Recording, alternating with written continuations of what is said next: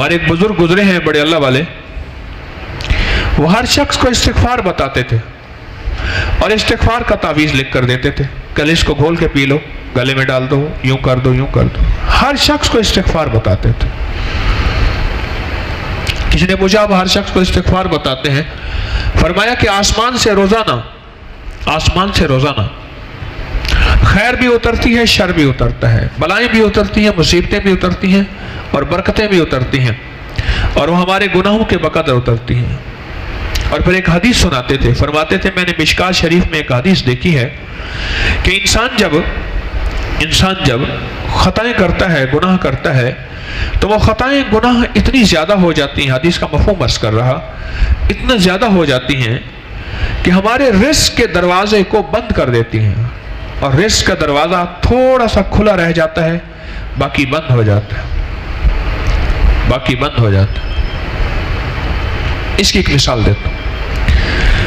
ہمارے والد صاحب رحمۃ اللہ کے جو باغ تھا، اب تو حکومت نے اس پہ پابندی لگا دی ہے، پہلے باغ کا پانی سپیشل بنتا تھا.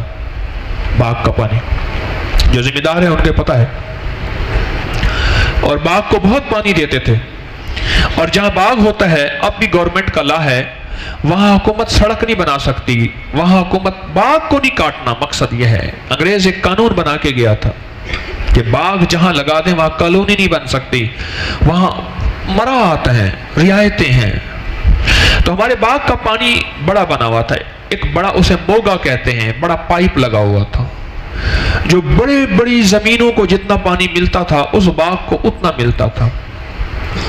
ہمارے پڑوس میں میرے والد صاحب رحمۃ اللہ علیہ کے رشتہ دار تھے.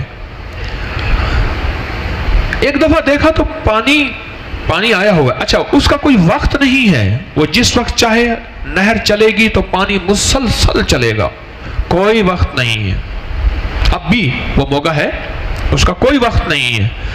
جیسے کہ عام ذمہ داروں کے اتنے گھنٹے ہوتے ہیں، اس کا کوئی وقت نہیں ہے. 24 آور 24 گھنٹے وہ پانی چل رہا ہے. انہوں نے بہت کوشش کی، مصنوعی پودے لگا کے باغ کا پانی بنوانے پہ نہ بنوا سکے. اب انہوں نے کیا کیا، میرے والد صاحب رحمۃ اللہ نے مجھے خود بتایا. ایک دفعہ دیکھا تو باغ کو گرمی سخت تھی، پانی کی اشد ضرورت تھی.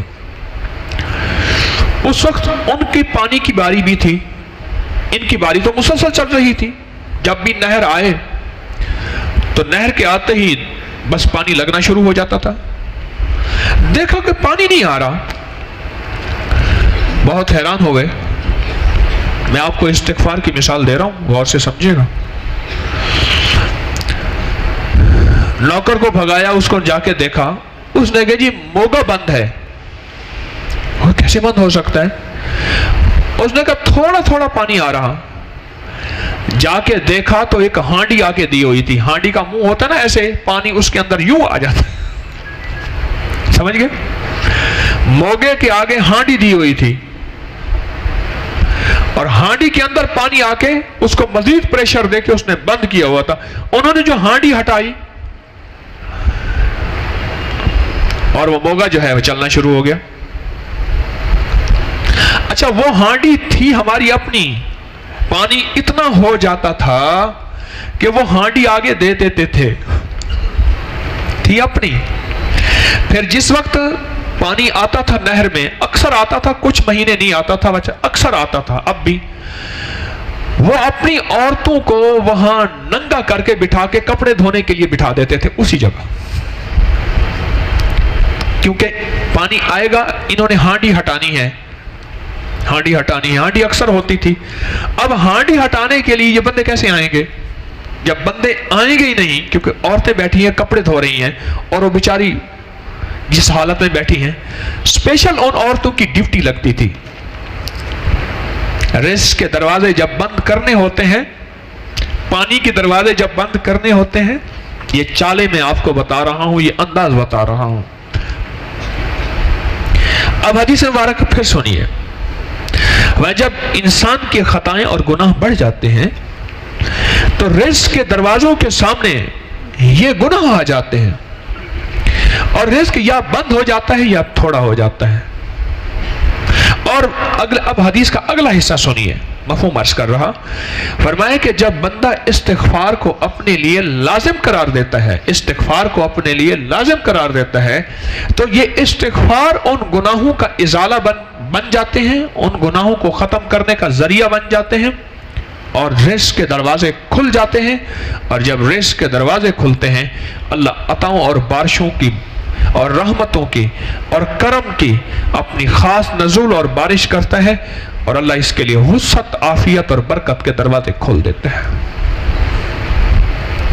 آگے سے ہانڈی ہٹ جاتی ہے، جب ہانڈی ہٹ جاتی ہے تو اتنا چوڑا موگا، تو اس میں سے پانی کا فلو آتا ہے، اتنا پانی آتا ہے کہ سارا باغ ایسے تر بتر ہو جاتا ہے، اور اس کا ثمر ٹھیک ہوتا ہے، اس پودوں کو یعنی آم کے درختوں کو مطلوبہ چیز پانی مل جاتا ہے۔ جس وقت استغفار آئے گا وہ ہانڈی ہٹ جائے گی جس نے پانی کو بند کیا ہوا ہے، اور جب پانی بند کیا ہوا ہے وہ ہانڈی ہٹ جائے گی، اور پھر اللہ غیب سے دروازے برکت کے، عافیت کے، کرم کے کھولیں گے۔